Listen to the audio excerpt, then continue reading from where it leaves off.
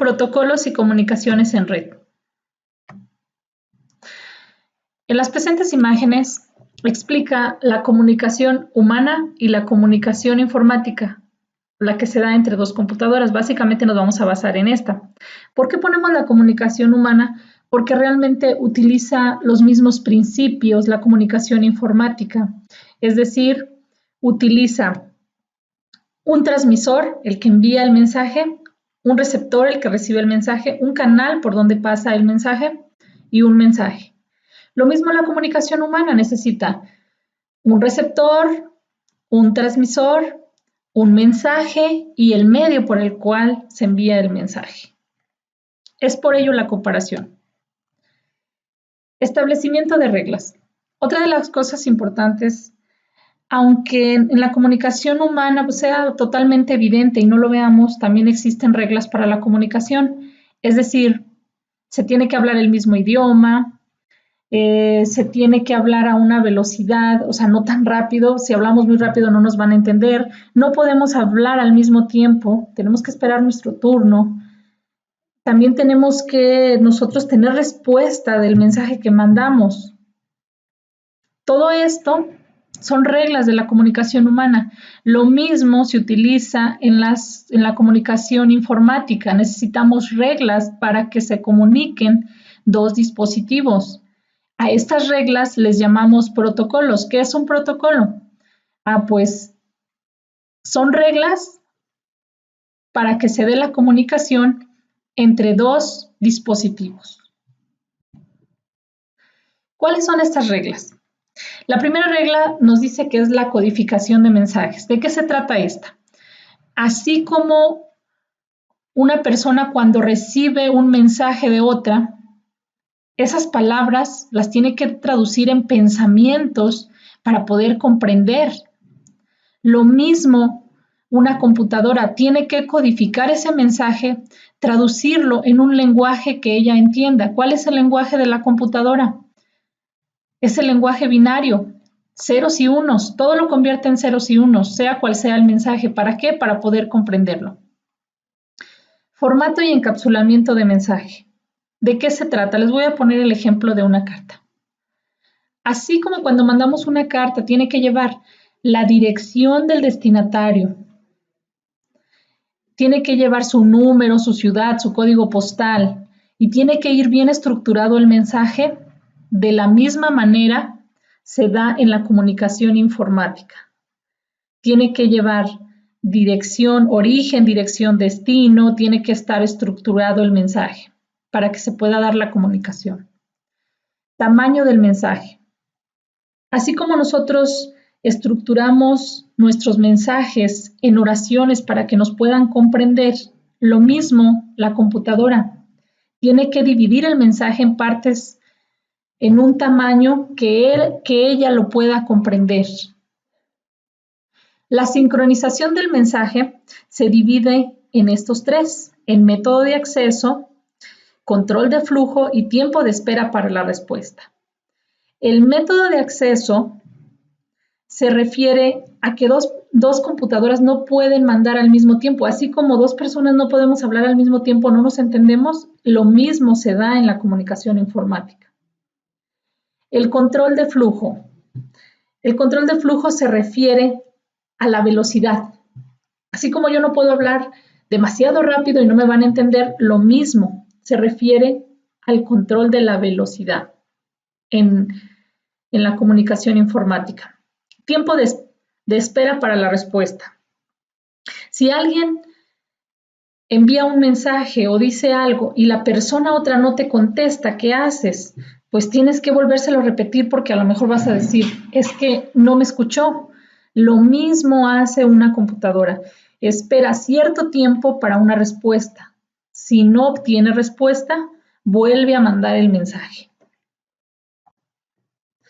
Opciones de mensaje. Aquí prácticamente, bueno, sí está, creo que está bien explicado. Se refiere a tres opciones de mensaje: unidifusión, multidifusión y transmisión.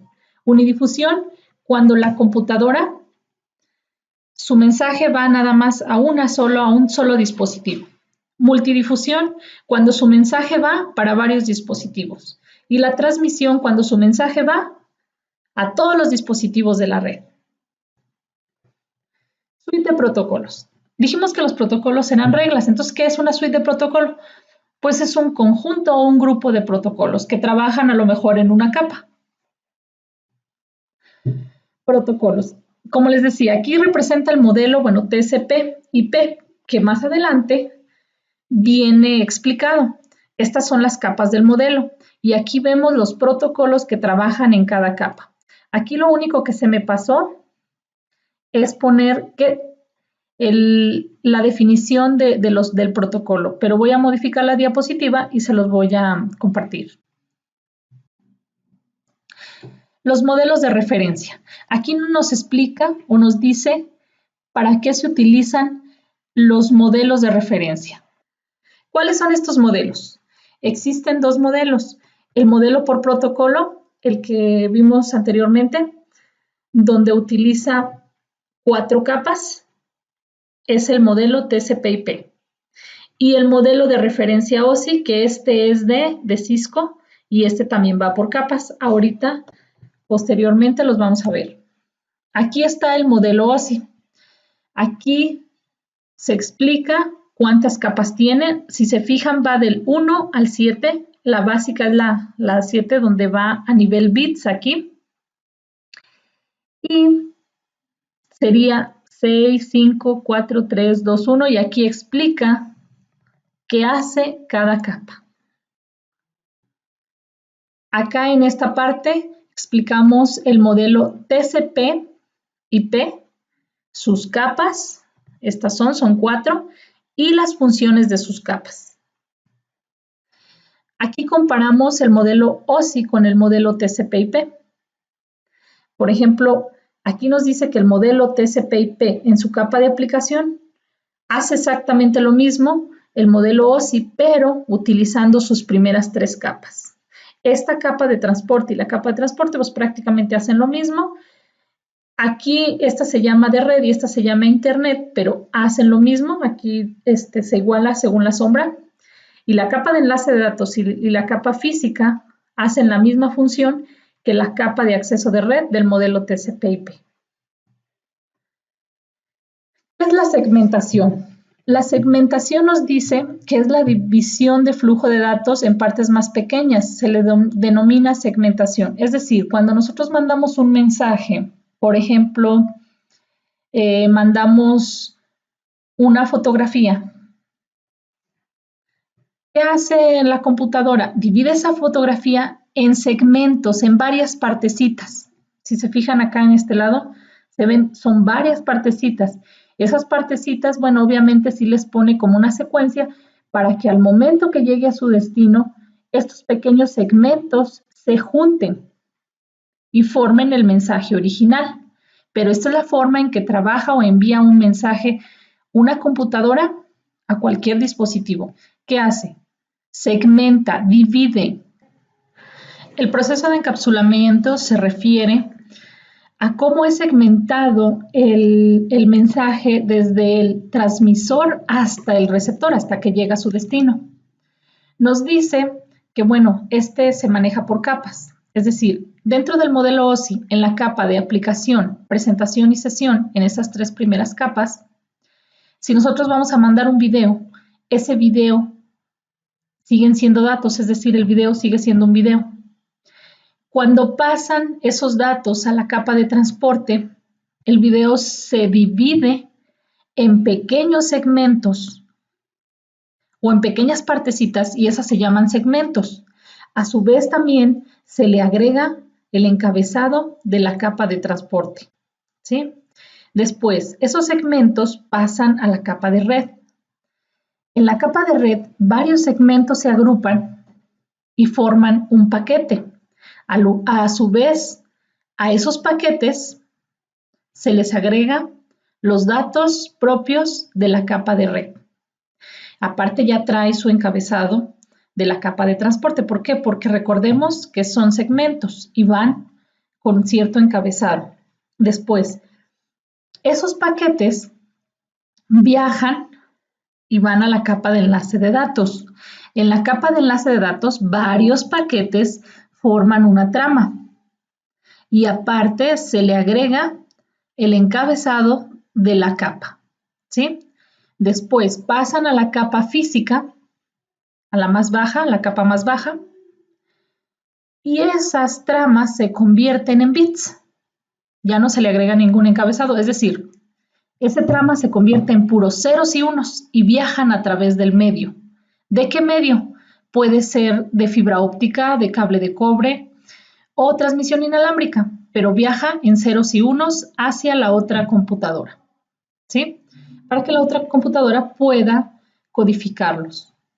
Este es el proceso de encapsulamiento. Y bueno, aquí de hecho se explica lo mismo. El proceso de encapsulamiento, primero son datos de usuario, después son segmentos, después son paquetes IP o paquetes, y después, por último, es una trama de Ethernet, o sea, tramas, y luego después serían bits. El proceso de encapsulamiento es inverso al de encapsulamiento, es decir, ya la computadora recibió los ceros y unos, entonces esos ceros y unos los convierte en tramas. Después, esas tramas las convierte en paquetes. Es como ir desenvolviendo. Esos paquetes los abre y se fija que son segmentos. Después, esos segmentos los convierte en datos de usuario y ahora sí puede ver el video. Las direcciones de red. Recuerden que en el proceso de encapsulamiento les decía, y va agregando su encabezado. Pues esos encabezados, por ejemplo, a nivel capa física, pues son bits. En la capa de enlace de datos se manejan direcciones físicas y destinos, direcciones físicas tanto de origen como destino.